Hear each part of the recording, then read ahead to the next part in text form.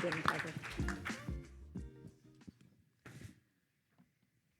An 8-year-old boy sat in a dental chair. His sweet tooth had caught up with him. He had decay in 3 out of 4 of his permanent teeth. It was 1964, and medical training in dentistry wasn't then what it is today. The little boy's dentist told his mom it wasn't safe to numb him up because he had lots of allergies.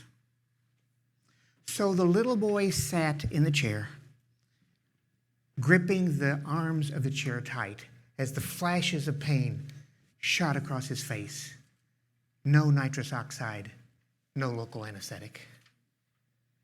I know you're not surprised to hear that that was a life-changing event for that little boy, both with every trip he ever went to the dentist, even medicine.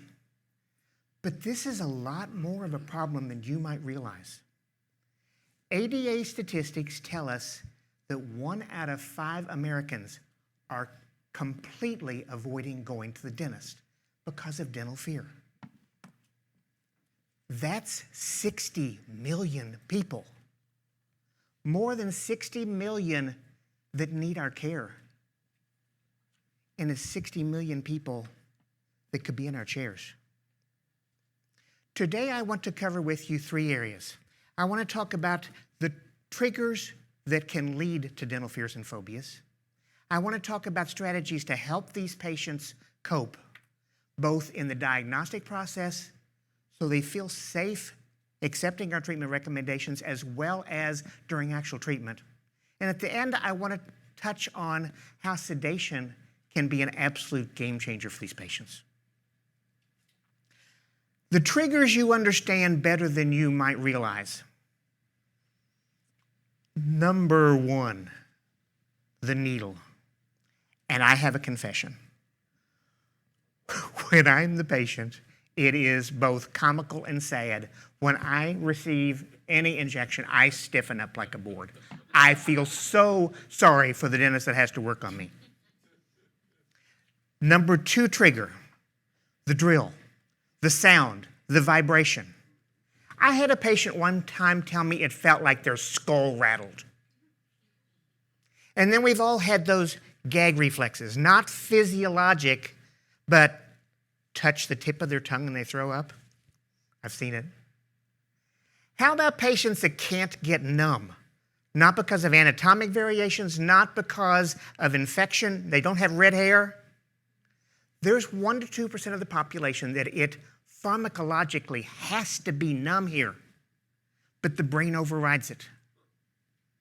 And then there's patients like our little 8-year-old boy, scarred for life. They held me down. I told them it hurt and they didn't stop. So how do we help these patients? Well, first of all, it takes an entire team approach. We have to learn to earn their trust. We have to learn special skills on the phone. We have to be able to manage broken appointments because these patients are more likely to break appointments, but we've got to show compassion, but have systems in place to be able to manage that. These patients take longer treatment time. They cannot cooperate with us well. But how do we handle that in an environment, in an office especially that takes PPOs and the fees are set? How do we afford to be able to treat them? And doctors, these can be tough cases to treatment plan. Collapsed vertical dimension, unrestorable teeth. Okay, let's get started on helping with the diagnostic process. The person that's taking the phone call in the first place has to have the time, the verbal skills, and the compassion to literally talk these patients off the ledge. Once they make it in our office, there are some strategies that work, but chief, number 1, we've got to show compassion and caring. We have to empathize. You all know the pediatric technique tell, show, do so that the child knows what to expect. An adult adaptation of that can work well. We've all done the hand up. When I have a fearful patient in my chair for an exam, I lead with raise that arm all the way up If I see it go up, I know it means I need to stop first and then ask questions. I want them to know they're in control. And a trigger I didn't mention earlier, some of these patients have been lectured to death. If you want to see them go out your back door as fast as they came in your front door, just lecture. I teach dental teams to ask open-ended, intentional questions in an interview setting. I didn't say hand them a piece of paper. The interview setting gives us a chance to develop a rapport, show them that we're listening. Ask questions like their chief complaint, their motivating factors. Doctor, I'm ashamed to smile. I don't want dentures like my grandma. Ask about obstacles. There may be more than the dental fear. We may need to help them with how to schedule around their schedule, how to be able to afford treatment. When you go into your consultation, doctor, go in with the answer to those questions cold. Know their triggers, know their obstacles, know their motivating factors. They will be gold. Teach your team to capture those answers in quotes if at all possible. It shows you listened. And I encourage you, even though you need to go over their treatment needs and possible solutions, I encourage you for highly phobic patients to only ask them a commitment for one appointment. Why? To show them that you won't hurt them. In exchange, you get to keep a patient for life. It just takes integrity and putting the patient first. Now, let's talk about strategies for the actual treatment. We're all trained in nitrous oxide. We understand it well. Is it enough for a highly phobic patient? Well, let me give you an example, a quote from Stan Melamed. He calls nitrous oxide a 2-beer buzz. But that also helps you understand the limitations. There are some newer modalities. There are neuroacoustic software, synthesized music, for the right products that can literally hijack the parasympathetic system and induce calm.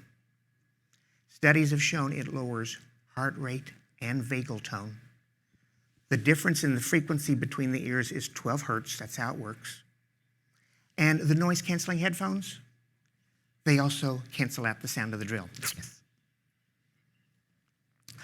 The neuroacoustic software can be used with nitrous oxide very effectively. It can also be used with minimal sedation. What is minimal sedation? Any of you in the room that can write a prescription can write a mild sedative for something like Valium, hydroxyzine, triazolam. Not enough to put the patient to sleep, but enough to relax them, get calm, and overcome gag reflexes. There are a couple of disadvantages to minimal sedation. There is a latency period where you'll be waiting and waiting and waiting for it. And because it depends on absorption, sometimes it's not absorbed as well and you don't get the effect, and you might have an hour or more on your schedule that you can't do anything. My passion is moderate IV sedation. It is fast, effective, safe, predictable, and it is so well embraced by these patients. It can let you get hours worth of work done, work that they need, surgery, dental implants that also help our bottom line. And moderate IV sedation does not necessarily require residency. In almost every state, you can learn it with a 90-hour CE course.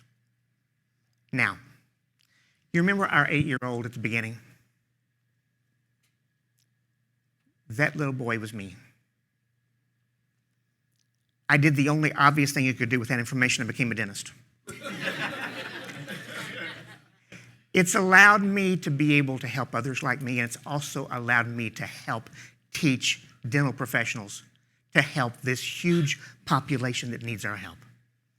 I challenge you to go back to your office on Monday morning and set a time then for your entire team to meet and discuss strategies that you'd like to put in to address these huge needs and get these patients in your office.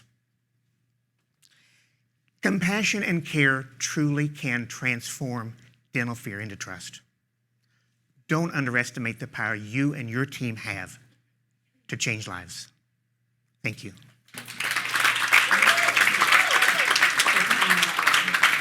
Amazing.